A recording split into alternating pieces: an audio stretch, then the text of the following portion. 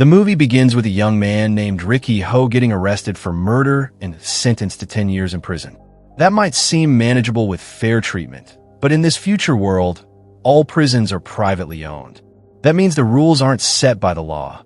They're set by cruel wardens who treat prisoners like personal slaves. But what they don't know is that they just let in someone they'll wish they hadn't. A bus packed with prisoners drives through tight security checkpoints, heading to a maximum security prison. Like all the others in this future, it's run by a private company. One of the new inmates is Ricky Ho, sent here for murder and assault. From the start, he refuses to follow orders. He walks right through the metal detector without stopping. Alarms go off. Guards panic, thinking he's got a weapon. But the x-ray shows something wild. 5 bullets inside his body. A guard offers to remove them, but Ricky calmly says he'll keep them as souvenirs for a few more years. The prison is split into 4 parts: north, south, east, and west. Each block has a captain, an inmate who runs things with the warden's permission. Together, they call themselves the Gang of 4. One morning, in the north block, a man named Samuel, who works closely with the block's captain, is beating up an old man in the bathroom. The old guy is almost done serving his time, but Samuel threatens he won't get out early unless Samuel says so. To prove his point, Samuel crushes a toy train the old man made as a gift for his son. Furious and broken, the old man grabs a nearby tool and charges at Samuel. Samuel quickly takes it from him and slams it across the old man's face. A guard hears the noise and rushes in, instantly taking Samuel's side. But then Ricky steps in, cool and calm. He trips Samuel so hard the guy falls face first onto a plank full of nails. Samuel's crew rushes in to help him, but don't dare touch Ricky. They're too scared. Later on, Samuel, now nursing a face full of bandages, starts planning payback.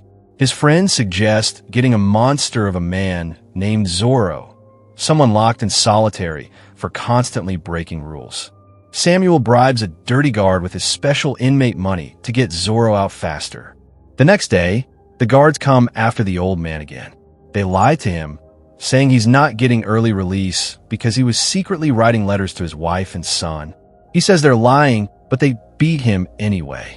Crushed by the thought of never seeing his family again, the old man gives up hope. That night, prisoners find him hanging by a rope. Everyone whispers sadly. He'd only ended up here after hitting someone by accident while driving his pregnant wife to the hospital. Ricky hears the talk and walks into the prison yard to honor him. He breaks the chains holding the body and gently places the toy train, now fixed by Ricky, into the old man's hand. The next morning, Ricky and Samuel are in the showers when Zorro appears. The guy is huge, like a walking tank. He storms in and punches Ricky so hard he slams into the wall. But Ricky gets up. When Zorro comes at him again, Ricky punches right through his stomach. Zorro drops. Samuel charges with a metal spike and stabs Ricky's hand, but Ricky doesn't even blink. He calmly breaks Samuel's fingers and knocks him out with one devastating punch. Guards yell for Ricky to stop, but just then, Captain High of the North Block shows up. He wants Ricky to join his team. Ricky doesn't say a word. He's not interested. They drag Ricky back to his cell, and suddenly, pain hits his chest. As he struggles to breathe, he remembers a moment from the past, back when he was still in high school and walking to visit his parents' grave. There, he met a stranger who turned out to be his uncle, Shang Kui, a master kung fu. Shang tested Ricky's skills, easily blocking his attacks, and agreed to train him. From that day on, Ricky practiced daily in the cemetery, learning to control his chi energy, break rocks with his bare hands, and take powerful blows without flinching.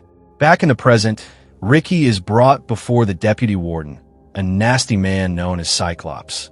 He's eating steak with his iron hook hand and artificial eye gleaming. Cyclops questions Ricky about why he killed a gangster and where he'd been after leaving the orphanage. Ricky doesn't answer. Cyclops pulls out a letter from outside, hooks Ricky's hand, and punches him, threatening his girlfriend whose photo is inside. That's the last straw. Ricky loses control. He breaks the desk, throws a guard across the room, and blocks a bullet in midair using a metal tray. He pins Cyclops to the wall, almost killing him but stops just in time. He takes the photo and walks away. Back in his cell, Ricky plays a tune on a flute, remembering peaceful days a year ago, spending time in nature with his girlfriend, Yin. The next day, Samuel's crew, now without their leader, faces payback from other prisoners they used to bully. One inmate, named Quan, wants to take things into his own hands, but Captain Hai steps in to stop the chaos. Quan yells back and challenges Hai's authority. Hai slashes Quan's face in response. Before more trouble starts, Cyclops grabs Quan with his hook. He wants to use Quan to send a message to Ricky. He hands a knife to Hai and tells him to do the job. Ricky and Hai face off in the prison yard. Quan is tied to a massive wooden cross. Hai looks at Ricky and feels sorry. It's like fighting someone he respects. Ricky asks him to free Quan first, but the other prisoners say it's too late. Hai removes his shirt, revealing tattoos, a sign he's serious. He throws glass shards into Ricky's eyes, blinding him. Then he slashes Ricky's arm badly, and Ricky falls. But Ricky manages to rinse his eyes and see again, just as the crowd starts cheering for him. He dodges Hai's knife, punches him hard, and knocks out one of his eyes. Then, with his arm bleeding, Ricky wraps it tight with cloth and keeps fighting. Hai makes one last move, but Ricky finishes the fight with a final knockout punch. Hai goes down defeated. After the fight, Ricky pulls the giant wooden cross from the ground, but it's too late. Quan is already dead. The prisoners are furious. They rise in rebellion and charge at Cyclops, but the remaining 3 block captains step in to protect him. The inmates beg Ricky to get revenge and take down the gang of 4, but Ricky refuses to keep spilling blood. Instead, he lifts Quan's body and walks away, choosing respect over rage. Cyclops sees a chance and offers Ricky the role of North Block captain. But Ricky's attention shifts to Alan, Hai's godson, who's quietly mourning his fallen father. Ricky shows Alan how to make music using a green leaf, gently blowing into it. Alan tries, but no sound comes out. His tongue was cut out by the captains, so he couldn't expose their secrets. Hurt by the boy's suffering, Ricky gives him his flute. In return, Alan hands Ricky some poppy leaves, a gift from the South Block captain. Ricky stares in shock. The captains are secretly growing opium right inside the prison.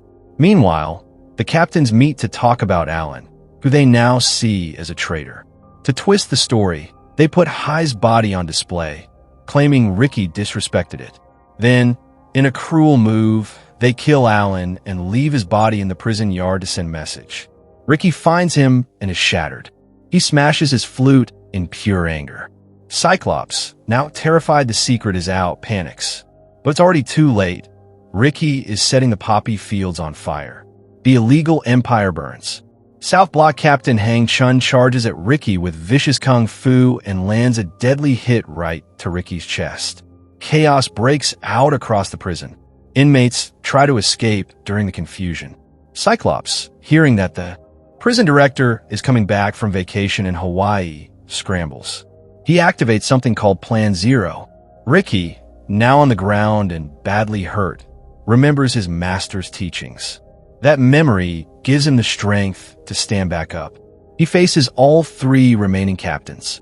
One of them wraps Ricky up in blades tied to ropes, getting ready to finish him off. But Tazin, the brute among them, pushes in and says the kill is his. While they argue, Plan Zero activates. Guns hidden in the walls open fire. Bullets rain down. Everyone runs for cover. Tazin drags Ricky into a nearby room, but the door seals shut and liquid cement starts flooding in. Ricky smashes through the iron door and pulls Tazin out just in time. Cyclops had planned to sacrifice him. Now that the plan has failed, Cyclops runs into Ricky on the stairwell. Ricky's ready to expose the prison's drug operation, but just as he moves in, the cement hardens and locks him in place. Cyclops captures him. The next day, the prison director arrives with his spoiled son, Wong.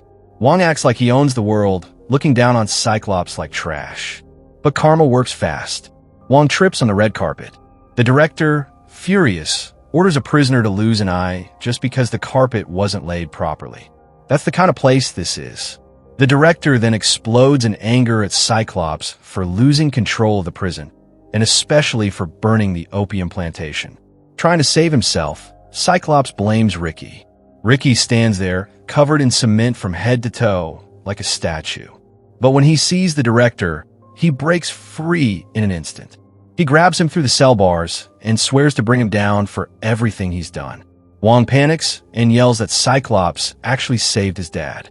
Before things get worse, Tazan crashes through the wall like a battering ram and slams Ricky back, trapping him under bent bars. The beating begins. To the director and Wong, it's just entertainment. But Ricky doesn't stay down. He breaks free and launches an uppercut that knocks Tazan's jaw to place, then crushes his fist with another punch. Tazan falls done for. Ricky shouts that prisoners aren't animals, they're human beings. But the director doesn't care. He activates a death trap. The cell ceiling starts coming down to crush Ricky slowly. Ricky holds a slab up with everything he's got, refusing to be crushed. Then Cyclops hits him with an electric shock. Ricky drops. It looks like the end, until Tazan, barely breathing, drags himself up and sacrifices himself to save Ricky.